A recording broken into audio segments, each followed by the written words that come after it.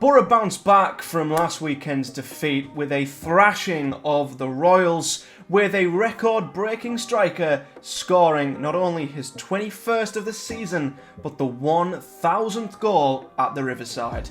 What a weekend to be a Boro fan. As the Uruguayan curls one in. Oh, Middlesbrough take the lead!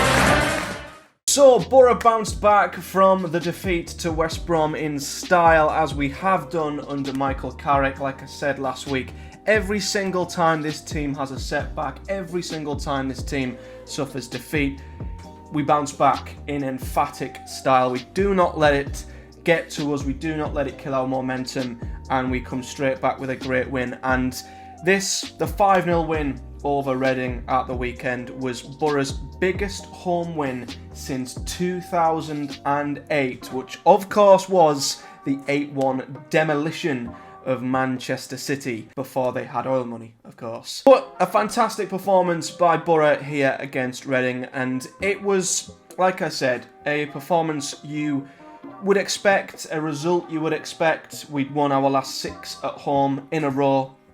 Our record at home has been ridiculous. I think we've only conceded 1 goal at home in our last 5 or 6 home games. And Reading, on the other hand, not only had they just been given the news last week that they are staring another points deduction in the face, they come to the Riverside with what I believe was the second worst away record in the league. They are atrocious away from home. So, you know, this would have been a big, I guess, a big upsetter on the accumulator if anyone, you know, fancied Reading to do something special, but it wasn't to be. And Boro ran out 5-0 winners. A brace from that man, Chuba Akpom, with his 20th and 21st goal of the season in the league, his 22nd overall, which is just ridiculous. The first Boro striker to hit over 20 league goals since Bernie Slaven in 1990. Aaron Ramsey, of course, loanee from Aston Villa, an abundance of talent, just come off the back of a tough injury. He has massively found his feet in this side now and is clearly up to full fitness, because he scored a great brace as well. And Marcus Forss come on to score a penalty at the end to, finish off a wonderful 5-0 from Boro. And across the board, our XG, our performance, everything about it was absolutely phenomenal. The result keeps Boro, of course, in third, but it keeps our noses ahead of the very, very informed Blackburn Rovers, and the gap to Sheffield United is down to 4 points once again. Just as it went up to 7, it swung back our way once again and is down to 4 points. But before we take a look at that in too much detail, let's have a look at the goals, and all 5 of them fantastic goals from Boro. The first, a penalty from Akpom. He hasn't been the best penalty taker. I did say his main weakness probably is his penalties, but he dispatched this one with style. It was a fantastic penalty, sending the keeper the wrong way. And a couple of years ago, maybe this wouldn't be a penalty, but you look at the defender's body position, his arm is out in what you could say is not a natural position. I think whenever you've got your arm out in the box and you're kind of leaning towards the ball to put your body in the way and it hits your arm, it's deemed to be a foul and a handball. So I think it is a penalty in today's kind of law, and it was perfectly dispatched by Chuba Akpom. And just before half-time, after we'd hit the post with Akpom, we'd had a goal disallowed by Cameron Archer. It was a case of we just need that second to kill it off, and we got it just before half-time, which couldn't have been better timed in my opinion. And it was a wonderful goal from Aaron Ramsey. It is exactly what you want to see from a young player. He not only gets his head that we are defending initially, he then gets out, he then closes down the Reading player who's coming onto it, nicks the ball off him. And I've got to say, Reading in this game, I mean, tactically, were just atrocious. They were so open. You're coming to a team who are one of the best in the league, especially at home, and they were way too open. And made it way too easy for us at times. But yeah, the last man took a heavy touch. Ramsey nicked the ball, picked his pocket, and then had the composure to take the ball 60, 70 yards up the pitch, and not only take it all that way, of course he sprinted most of the length of the pitch, he then has the composure, even with Riley McGree to his right, he opens up his body and places it brilliantly into the far corner. The composure of a forward, great stamina, great tenacity to chase down his own header and take the ball the whole way. It was a goal completely his own making and a thoroughly deserved goal. Fantastic from Aaron Ramsey. We go into the second half, it's 2-0 and you think to yourself, Reading are going to need a miracle to get out of this. Are they going to try and change tact, nick a goal, make it hard for us at the end? Many times in games like this when we've been comfortable 2-0 up, we'll concede a late goal and then there'll be a nervy few minutes towards the end, but not this time because Ryan Giles got that wand out of a left foot in the second half and put in two brilliant balls. The first, fantastic ball to Chuba Akpom. You know, the ball is coming out of the air and he manages to direct it right between goalkeeper and defender. It's a perfect ball. He couldn't have placed it any better.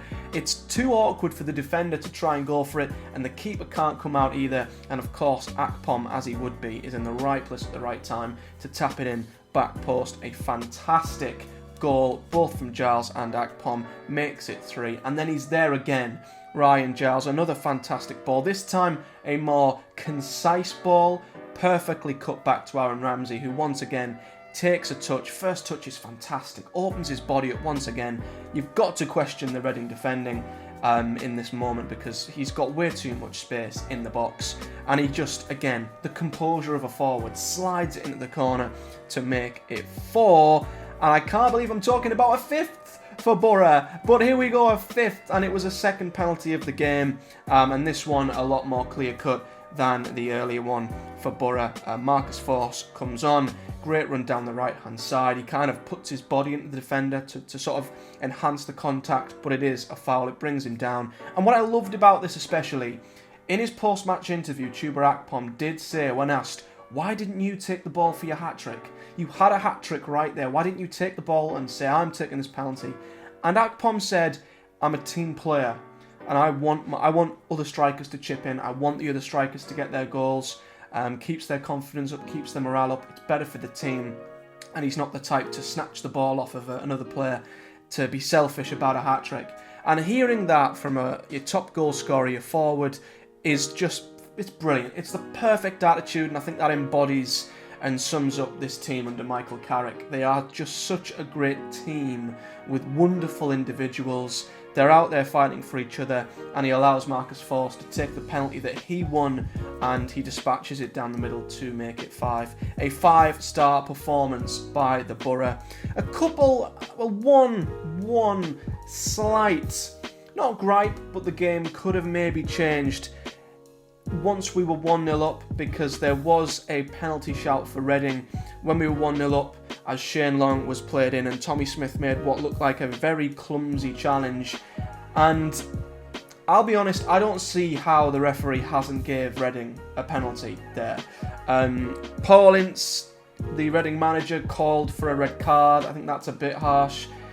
Maybe the referee thought Stefan might have got there in time. I don't quite know. Maybe he was, his vision was slightly impaired by players in front of him. But I think if the referee has a clear view of that, he probably gives it. And I think it's a bit fortunate that Boro weren't brought to, or weren't have given away a penalty. Whether Reading had, dispatched it to make it 1-1 isn't a guarantee, but they would have had a great chance, I think, to level it up before the end of the first half. And yeah, it changes the game. I don't think Tommy Smith would have been sent off, but the penalty, if dispatched, if given, would have made it a different game. But I still think if you look at the ratings between the players, just the way that Reading and their tactics were, how open they were, the XG between the two sides, I can't see how anyone else, how any other result would have came to be. Even if Reading would have equalised, I still think Boro would have went on to win the game. You know, the expected goals, 3.5 for Boro. Reading had 0.14, you know, and the penalty would have took it above 1, but still, I think the level of which Boro created, unless Reading would have literally shut the back door in the second half and hung on to a point, I still think Boro would have eventually broken through. So you can understand, you know, ifs, buts and maybes. If we'd have had the penalty, would it have changed the game? Would it have, and you know, would it have gave Reading a better chance of nicking something in the second half? I mean, yes, but I think the balance of the game was definitely in Boro's favour. 13 shots to Reading's 3. We had 6 on target. They didn't have any on target. They had 1 off target. We had 3 off target. We also, like I say, hit the woodwork, and we had 10 shots inside the box compared to Reading's 1. We outpassed them. Our passing was far more accurate. We pretty much dominated them in every single metric, and it was a fantastic performance from the Boro. So, yeah, Reading's awful away form continues. Boro's amazing home form continues, and it was a very one-sided affair. One of the most one-sided games I think I've seen this season, and I think Reading, you know, in fairness, were one of the poorest teams I've seen at the Riverside this season. And talking of Reading, big game midweek, because as you look at the league table, like I say, the gap has been brought back down to 4 once again. Sheffield United did obviously pull it out to 7 last weekend when we lost to West Brom and they beat Watford, but this weekend they once again, like they did 2 weeks ago, played in the early kickoff. They lost to Millwall that day, early kickoff again this weekend, and they lost to Blackburn, who are in fine form, you have to say. And yeah, that opened the door for Boro to close the gap, which we have done again. But Sheffield United have that game in hand they've had for a while. That is midweek against Reading. Now, I will say, Reading are far better at home than they are away from home. That's me clutching at straws. They were very, very poor against us. My hope is that maybe they'll get a kick up the arse to be better against Sheffield United. Maybe more tactically astute, maybe a bit more defensively solid. It will be tough for Sheffield United to go there.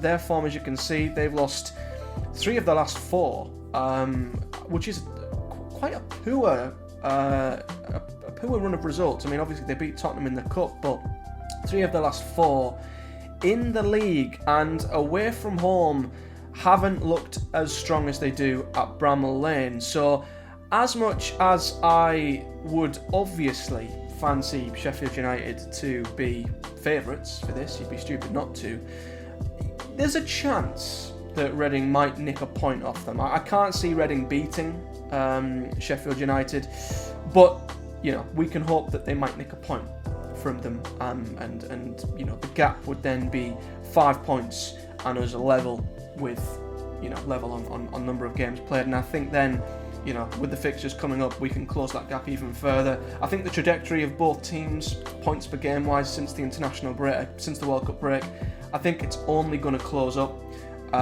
We just don't look like we're going to stop. I don't think at this rate. The goals we're scoring, even when we suffer setbacks, we're straight back on it.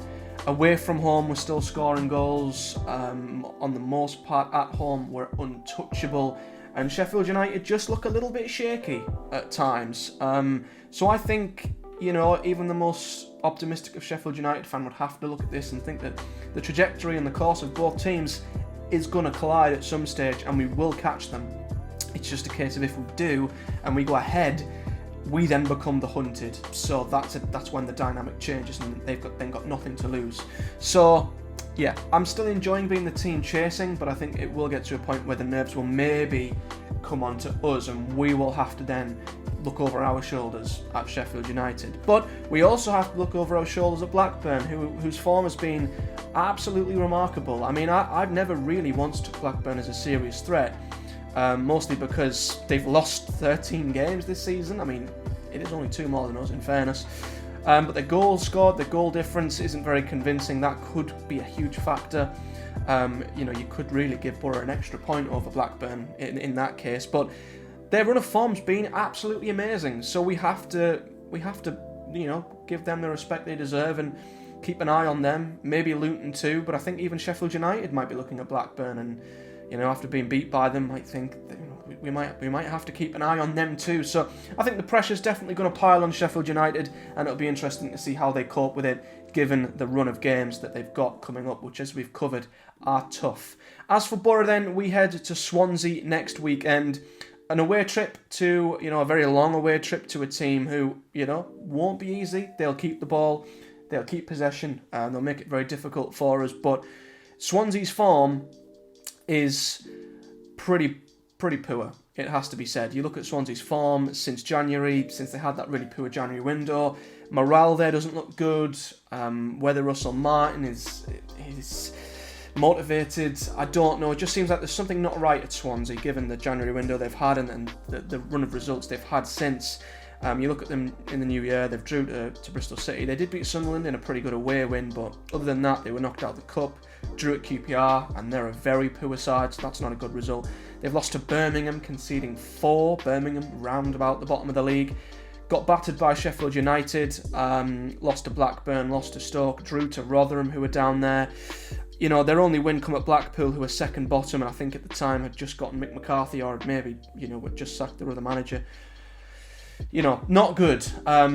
So you'd have to say Boro would go their favourite, but an away trip is always tough, especially when it's one as long as that. But I will predict Boro will win. I think it will be a 1 or 2-0 win for us at Swansea. I think we'll definitely do the job there. And looking at the fixtures around us, Sheffield United, of course, as I've already mentioned, have Reading in midweek, but then host Luton next weekend, which is another very, very tough fixture for them. And if we want to even look at Blackburn Rovers, they head to Stoke, which is a game you simply cannot predict with Stoke because they've just come off the back of whooping Sunderland 5-1, but can't string more than one win together, so I'd probably fancy Blackburn there. So it's all very exciting, it's all closing up, and who knows where things will lie as we head towards the next international break. It's very much closing up though, I think, the run for second place, and I still fancy Boro to catch Sheffield United and make a good run of it, but we'll see what happens in behind us. It's all very exciting, but do let me know your thoughts, guys, in the comments section below, what you think of the season, the performance, Boro's 5-0 win, and where you think the season will end up and how it will play out for the Boro. But until then, thank you so much for watching, guys. If you've enjoyed this video, hit the like button, do subscribe for more, and hit the bell so you never miss an upload. Do comment below your thoughts, and of course do check out the Boro Breakdown podcast, as the guys will be discussing this win in much more detail. But until next time, guys, thank you so much for watching. I will see you next time.